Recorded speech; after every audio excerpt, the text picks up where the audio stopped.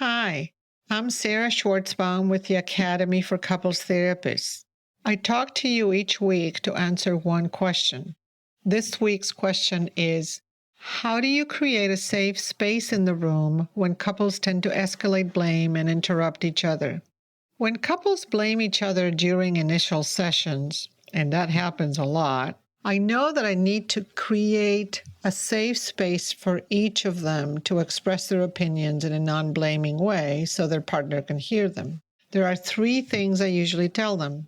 First, I request permission to interrupt. I say, I will be speaking to each of you individually, taking turns, and I will ask you to talk to me and not to each other. Second, I tell them that each of them has important things to say and that a fight is usually an inability to get a point across. Third, I tell them that because they're trying to make their points simultaneously, I will help them so that each of them can make their points, but one at a time. I then introduce a dialogue protocol and tell them that when one of them has a complaint, a concern, or a request, they will be the initiator of the conversation and their partner will be the listener. Then they will switch. The role of the initiator is to state their concerns in a non-blaming way, while the role of the listener is to listen without cross-complaining or defending.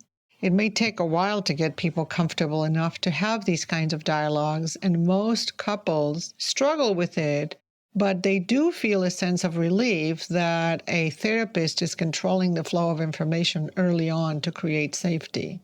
The more the therapist controls the flow of information in those initial sessions with high conflict couples, the safer the couple will feel.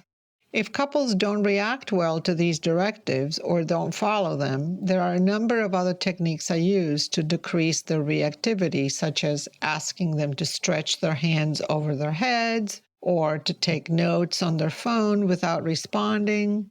These behaviors tend to ground them to the task at hand. If this doesn't work either, I explain how the brain works when it's in fight or flight mode and about what they can do to settle down in order to participate more fully in the session.